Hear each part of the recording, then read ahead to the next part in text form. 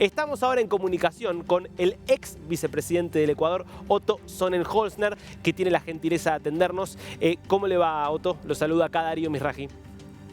¿Cómo estás, Darío? Mucho gusto. A las órdenes. ¿Qué se juega el Ecuador en este domingo de elecciones? Bueno, tú lo decías, ¿no? La elección de autoridades seccionales es un proceso importante en el Ecuador.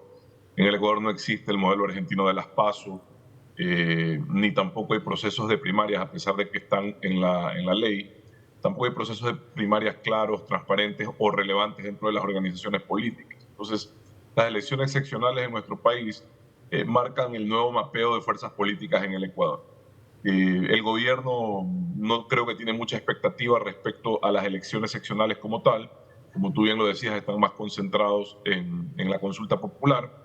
La oposición al gobierno, encabezada por el correísmo y el indigenismo, sí están poniendo toda la carne al asador y esperan recuperarse, sobre todo el correísmo, de una muy mala elección seccional en el 2019, que fue la anterior, en donde no ganaron ninguna de las 221 alcaldías y solo 2 de las 23 prefecturas. Entonces, es una medición, ahora tampoco es definitiva, Hmm. es decir, no es que lo que ocurra en las seccionales va a definir las elecciones presidenciales del 2025. De hecho, como te decía, el correísmo no ganó nada en el 2019 y en el 2021 fue finalista, por muy poco ganó la presidencia. El presidente actual, Guillermo Lasso, tampoco tuvo una destacada participación en el 2019 y en el 2021 se convirtió en presidente. Pero de todos modos, como te decía, es un nuevo mapa político el que se va a dibujar en el Ecuador y creo que hay mucha volatilidad en cuanto a los resultados, en cuanto a las encuestas. Me parece, en mi opinión, que van a haber sorpresas, sobre todo en Quito y Guayaquil. Hmm. Otto, quiero que nos metamos con el tema del referéndum. A ver si podemos repasar algunas de las preguntas que se le van a hacer a los ciudadanos, ¿no? Por ejemplo, ¿está de acuerdo con permitir la extradición? ¿Está de acuerdo con garantizar la autonomía de la Fiscalía General? ¿Está de acuerdo con reducir el número de asambleístas, es decir, de miembros del Congreso? A ver, algunas más. ¿Está de Sí, acuerdo con exigir movimientos políticos en números a un número de afiliados mínimo? ¿Está de acuerdo con eliminar la facultad de designar autoridades que tiene el Consejo de Participación Ciudadana? Bueno, algunas de las preguntas. ¿Qué le parece, digamos, que es lo principal de todo esto que se pregunta, de esta batería de preguntas para el gobierno? sí, son 8, repasaste la mayoría, las 2 últimas tienen que ver con temas ambientales, que creo que sobre eso no hay ningún tipo de polémica, la mayoría son preguntas de enganche. Por ejemplo, lo de la extradición es una pregunta de enganche, es decir, es muy difícil decirle que no a eso, Hmm. sobre todo en función de la crisis de seguridad que vive el Ecuador relacionada con el narcotráfico. Entonces, como las preguntas son, si se quiere, eh, fáciles de digerir y sobre todo interesantes en términos de lo que la ciudadanía espera, la oposición al gobierno lo que ha hecho es hacer de esto un referéndum de rechazo o aprobación al gobierno del presidente Lasso, que tiene bajos indicadores de aceptación. Entonces, lo que hace la oposición es decir, aquí no te están preguntando por la extradición, te están preguntando si quieres que continúe o que no continúe el presidente de la República. Esto es normal en la mayoría de las democracias, se estila hacer ese tipo de trabajo desde la oposición para hacer que el gobierno tenga una derrota política. Pero lo cierto, en mi opinión, es que va a ser difícil que los ciudadanos caigan en eso porque, te repito, las preguntas son atractivas. Ahora, una cosa es que sean atractivas y otra cosa es que realmente resuelvan los problemas como lo está planteando el gobierno. El gobierno dice que esta consulta es necesaria por razones de gobernabilidad y seguridad. Y por último, temas ambientales.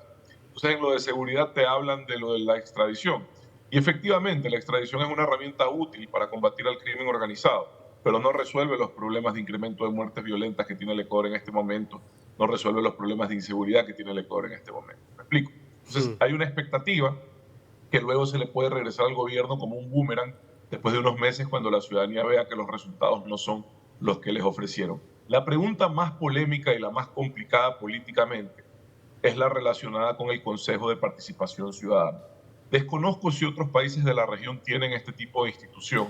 Sí, me Supongo que en parece que donde ha no con estado esas el... características. Sí, Creo que es algo me bastante parece, único del Ecuador.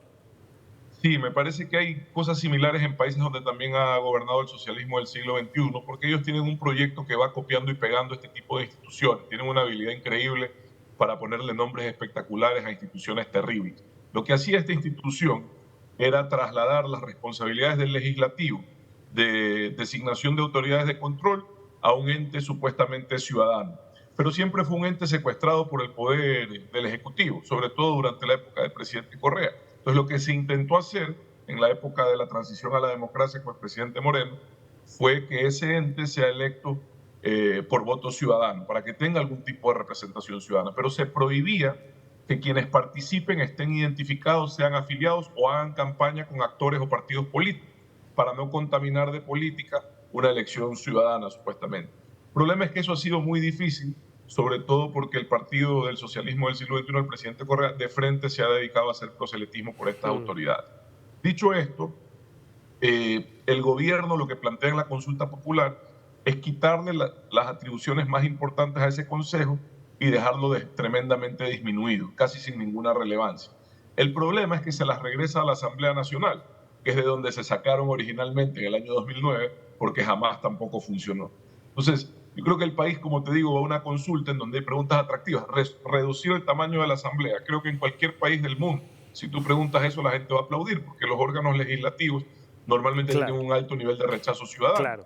¿Resuelve eso los problemas de gobernabilidad? Quizás te ahorrarás unos cuantos sueldos, unos cuantos gastos, pero no resuelve los problemas de gobernabilidad. Es decir, en vez de estar molestos con 137 legisladores, en el futuro vamos a estar molestos con 100. Pero vamos a seguir igual de molestos, porque los problemas no se resolverán. Entonces, es una consulta que el gobierno la presenta como una especie de salvavidas ante las dificultades de gobernabilidad y aceptación que tiene. Y creo que la va a ganar como están las cosas hoy, pero insisto, creo que también se les va a regresar como un boomerang cuando no cumpla las expectativas. Otto, bueno, muchísimas gracias por ayudarnos un poco a entender qué es lo que se define en Ecuador el domingo. Casi le diría que lo comprometemos a poder quizás hacer después el análisis postelectoral. Cuenten conmigo. Encantado de la vida, a sus órdenes. Gracias por este tiempo con DNews. Hasta luego.